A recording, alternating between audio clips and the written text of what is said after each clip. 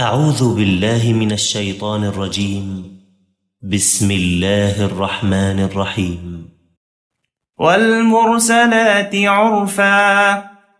فالعاصفات عصفا والناشرات نشرا فالفارقات فرقا فالملقيات ذكرا عذرا أو نذرا إنما توعدون لواقع فإذا النجوم طمست وإذا السماء فرجت وإذا الجبال نسفت وإذا الرسل أقتت لأي يوم أجلت ليوم الفصل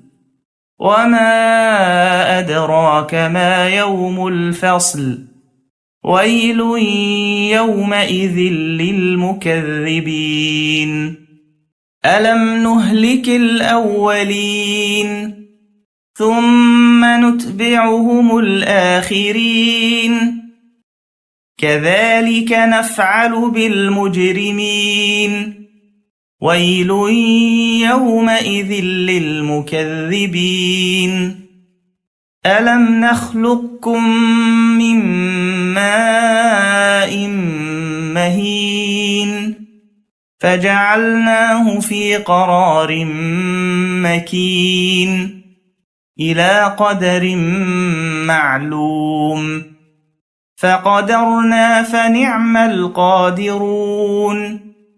ويل يومئذ للمكذبين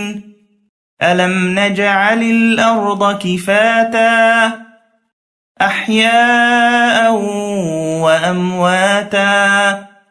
وجعلنا فيها رواسي شامخات وأسقيناكم ماء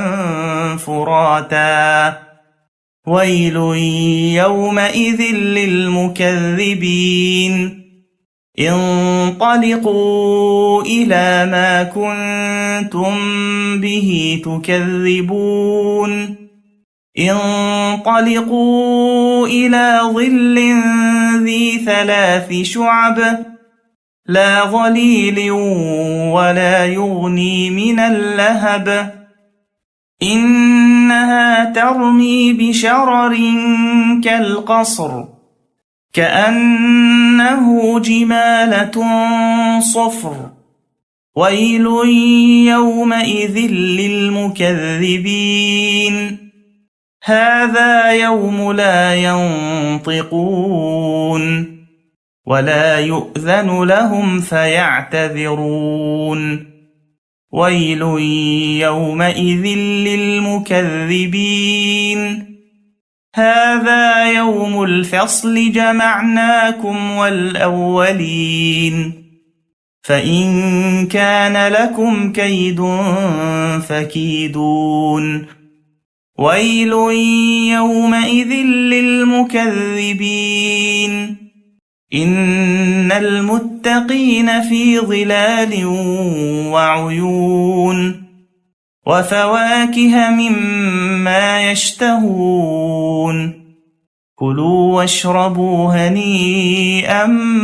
بما كنتم تعملون إنا كذلك نجزي المحسنين ويل يومئذ للمكذبين كلوا وتمتعوا قليلا إنكم مجرمون ويل يومئذ للمكذبين وإذا قيل لهم اركعوا لا يركعون ويل يومئذ للمكذبين فبأي حديث بعده يؤمنون